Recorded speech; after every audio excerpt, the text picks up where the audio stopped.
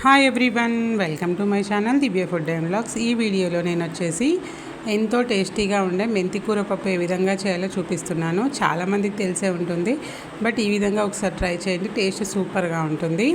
ముందుగా ఒక కుక్కర్ తీసుకొని అందులోకి 1 కప్పు చిన్న 1 గ్లాస్ అంత కందిపప్పు తీసుకొని బాగా 2 సార్లు కడుక్కోవాలండి.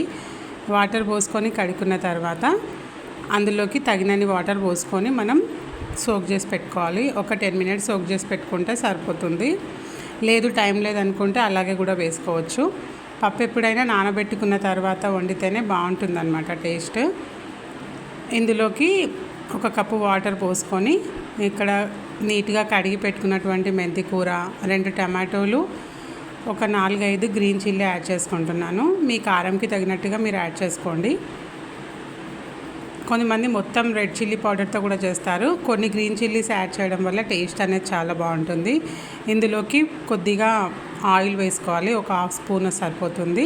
కొద్దిగా పసుపు, తగినన్ని నీరు పోసుకొని కొద్దిగా రెడ్ చిల్లీ పౌడర్ యాడ్ చేసుకున్నాను. మనం ఆల్రెడీ గ్రీన్ చిల్లీ యాడ్ చేసినాం కాబట్టి కొద్దిగా యాడ్ చేస్తే సరిపోతుంది. వీటన్నిటిని లిడ్ క్లోజ్ చేసేసుకొని స్టవ్ పైన పెట్టేసుకోవాలి. ఒక 4 విజిల్స్ వస్తే సరిపోతుందండి. 4 to 5 పప్పుని బట్టి కూడా వస్తాయి. ఒక్కొక్కసారి ఒక 5 విజిల్స్ వరకు వస్తే సరిపోతుంది. ఇందులోకి నేను పులుపు కోసం చిన్న నిమ్మకాయ సైజ్ అంతా చింతపండు తీసుకొని బాగా వాష్ చేసుకొని వాటర్ పోసుకొని ఇలా నానబెట్టుకున్నాను. తర్వాత విజిల్స్ అయిపోయాయి. మొత్తం విజిల్ పోయిన తర్వాత నేను కుక్కర్ ఓపెన్ చేసి చూపిస్తున్నాను. చూడండి పప్పు ఎంత బాగా ఉడికిందో. ఇందులోకి కొద్దిగా సాల్ట్ యాడ్ చేసుకుంటున్నాను. అండ్ నానబెట్టుకున్న చింతపండు ఉంది కదా, వాటర్ అన్నీ వంపేసి ఓన్లీ చింతపండుని మాత్రమే యాడ్ చేస్తున్నాను. డైరెక్ట్గా కుక్కర్లో వేస్తారు కొద్దిమంది, అలా వేస్తే పప్పు మెత్తగా ఉడకదండి. అందుకనే నేను ఇలా మొత్తం ఉడికిన తర్వాత వేసి మనం ఇలా రుద్దేటప్పుడు వేస్తానన్నమాట. ఈ విధంగా చేయడం వల్ల టేస్ట్ కూడా చాలా బాగుంటుంది. ఈ విధంగా పప్పును మొత్తం మెత్తగా మెదుపుకున్న తర్వాత మనం పోపు పెట్టేసుకుంటే సరిపోతుంది. మన కన్సిస్టెన్సీకి తగ్గట్టుగా కొద్దిగా వాటర్ యాడ్ చేసుకోవాలి. మీరు గట్టిగా కావాలనుకుంటే ఇలాగే ఉంచుకోవచ్చు. నేను కొంచెం లిక్విడ్గా చేద్దామని కొన్ని వాటర్ యాడ్ చేశాను. ఇది పూర్తిగా ఆప్షనల్ అండి, మీకు ఇష్టం ఉంటే యాడ్ చేసుకోండి వాటర్, లేదంటే లేదు.